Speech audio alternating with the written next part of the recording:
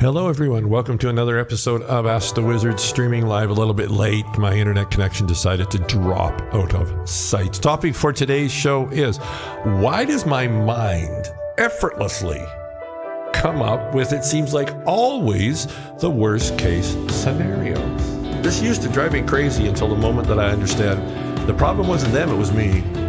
Starting the 5-minute counter now, back with the teaching topic. Grab a coffee, get relaxed, see you soon.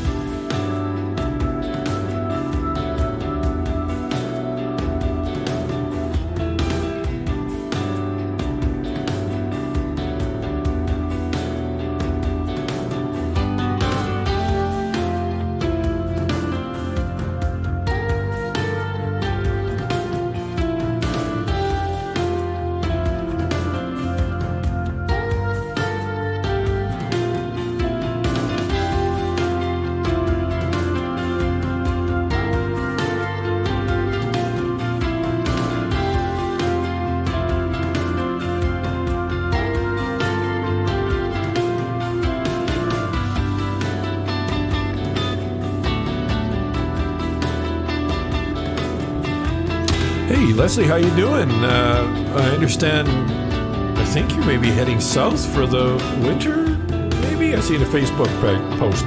Lucky you. Thanks for stopping in.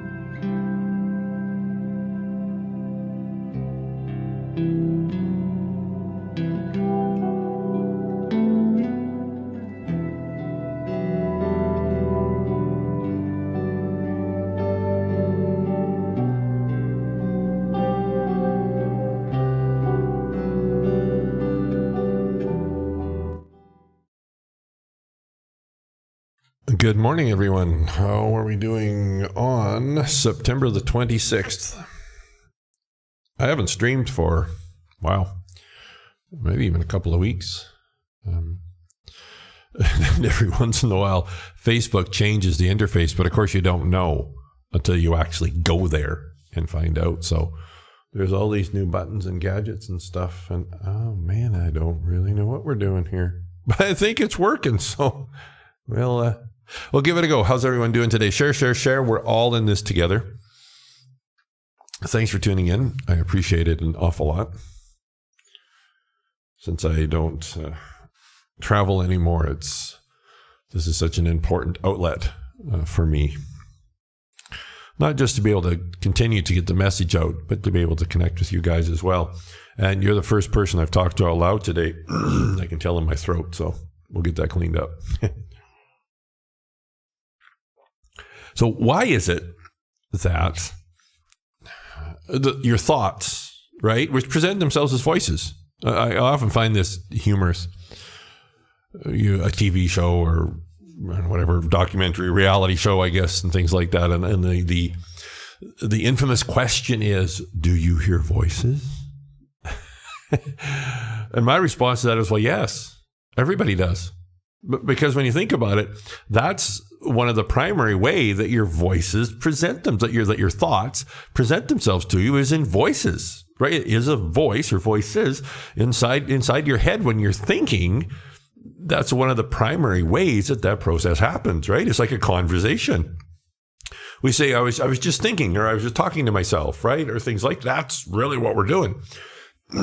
But anyhow, these voices, these thoughts, why is it that they effortlessly seem to come up with this insane list of all worst case scenarios, especially when there's an event, there's something coming up in your future that has a degree of unknownness to it. I made that word up. Hold on. That has a degree of unknownness to it. And it seems like without even trying, all these worst case scenarios come to you. And I tell you, some of them are absolutely ludicrous. And there's a piece of you when you can stop running from them, because that's what tends to happen. It's like, oh my God, it could be this, it could be this, it could be this, it could be this, it could be this. Is if you just even stop and look at them, some of them are just stupid.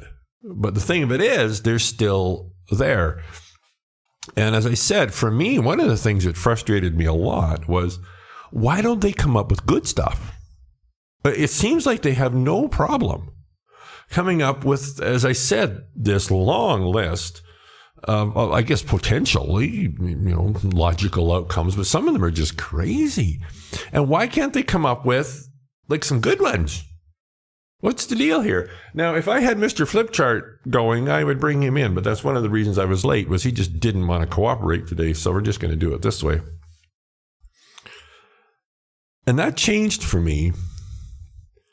So often when things shift or change, it happens in a moment, and often without notice. Have you ever noticed that?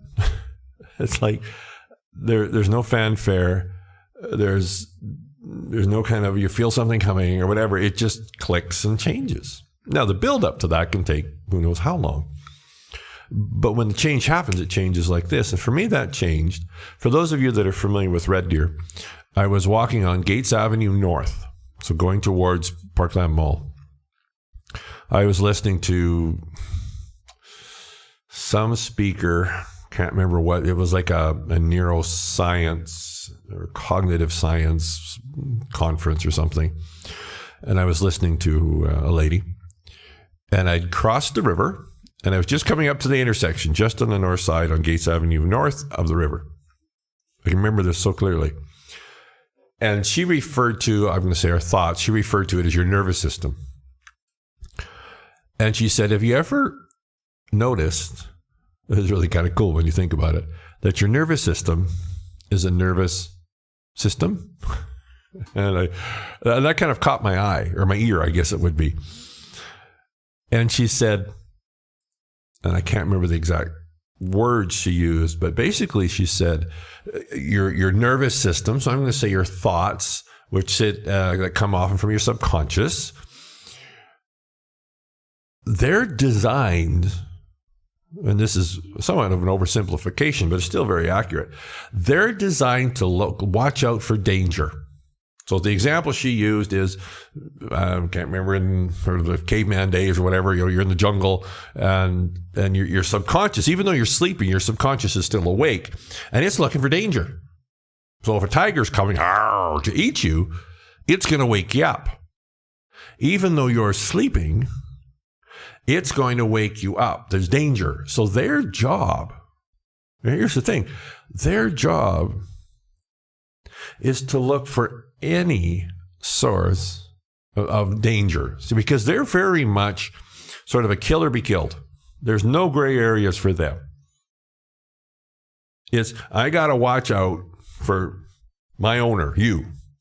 Got to watch out for any potential dangers. Any potential danger.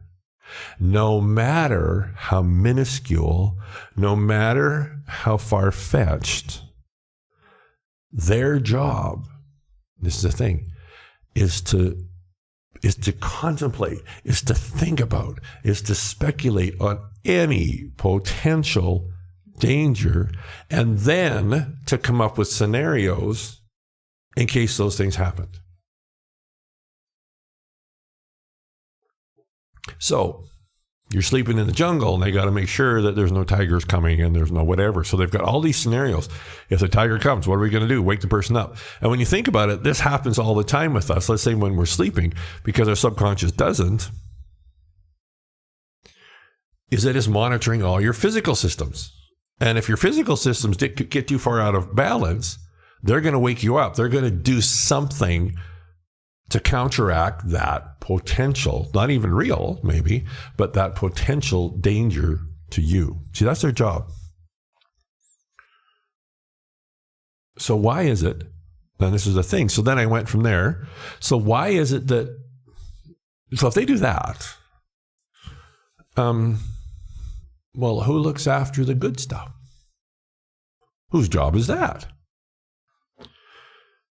And this is why in the show notes, I don't have them in front of me now, but I said when I realized that the problem wasn't with them, it was with me or with you. Notice how I said in the beginning, I'm going to paraphrase again, but that there's this conversation going on in your mind, right? There's these voices that are speaking to you. There's you that are speaking to these voices. And I've done lots of teachings and lots of videos about this, is that in your mind, it really is a conversation. There's two parties. There's the parties that it's like somebody speaking to you. It really feels that way. And then there's you speaking to them. So your thoughts from your subconscious are like voices speaking to you. They're coming up with all these crazy ass scenarios. Whose job is it to come up with all the positives? So I'll say they come up with the negative ones. They comes up with danger, if you want to call it that way. Avoid pain. They're really focused on that. Whose job is it to introduce pleasure? Whose job is that to introduce positive potential outcomes? Whose job is that? That's yours. You see, and this is where Mr. Flipchart would have come in really handy, but I don't know what the heck. He has a timeout over here right now. Caesar the Dog Whisperer, he was really big years ago. And he talked about a dog pack. And he talked about a dog pack as requiring a pack leader. And that when a dog pack has a pack leader, the dog pack feels safe. Everything flows. When the dog pack doesn't have a leader, or when the pack leader isn't doing their job, the pack gets afraid. It doesn't have direction. It gets nervous. So often what he would do is he would teach the humans with their dogs that they're the pack leader. Their job is to be the pack leader. Their job is to give direction. Their job is to give discipline. Their job is to give rewards and things like that, but that's not first. Their job is to gain the respect of the pack. So the reason why it's so easy, I'm not with everything, but with those things that is because you're not doing your job. You're the pack leader. The pack leader is the one that sets direction. The pack leader is the one that has earned the respect of the pack. I wonder if I've just stopped streaming. My internet connection keeps dropping out, but no, I think we're okay. Oh, goodness, sometimes it works really well, and other times it doesn't work worth a damn. Anyway, sorry, I'm just going to bring this back up. Oh, it looks like we're maybe going. Yeah, I guess we're good. Look at that. Sometimes the net works, sometimes it doesn't. Your job is to set that direction. You see, it's your job to create the scenarios that you desire. You see, they've got your back, right? Your pack has got your back. It's looking for any type of danger, no matter how ludicrous, coming up with sort of solutions for that and all that kind of stuff. You need to stay out of their business. What you need to do is say, so if there's an outcome that has some degree of unknown related to it, it's your job to create the outcome in your mind that you want. And to say, that's the way we're going. You see, how do you earn the respect of your pack? By being the leader, by being the one in front, by being the one that says, this is what's going to happen, and this is where we're going, and then you start moving towards it. Because as you do that, two things are going to happen. Kind of two pieces of the same thing. Your pack is going to start to feel safe. Why? Because you're doing your job. Because you're going, this is where I'm going, this is what's happening, and we're going. You're not turning around and trying to say, well, yeah, you're not trying to help your pack come up with all these solutions for all these crazy scenarios. You're not doing that. You're not running from your pack because they're coming up with all these crazy scenarios. Oh my God, oh my God, oh my God, right? You're sure as hell not agreeing with them. You're right. Life is over as I know it. What you're doing is setting the direction for what you want. What you're doing is saying, this is what the outcome is going to be, and this is where we're going, and then start going towards it. Not just talk about it, but start going towards it. That's really step 4 in the manifesting process, right? Our manifesting process is create your perfect desire, pack leader's job. Live that desire on the inside, pack leader's job. Manage obstacles. This is where your pack comes in, and your job as a pack leader is to manage the pack. The 4th step is take inspired action. Start moving towards where you want to go. And then the 5th step is celebrate your victories. But you celebrate your victories after you got the pack under control and moving where you want to go, not before, because you need to have the respect first.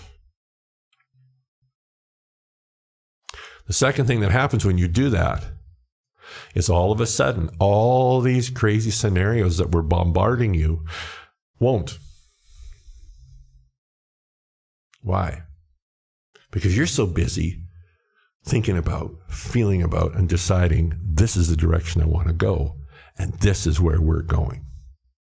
Pack goes, yeah, but, don't care. This is where you're going. The pack goes, but what about this? What about this? What about this? And you don't know. That's your job. I'm going this way.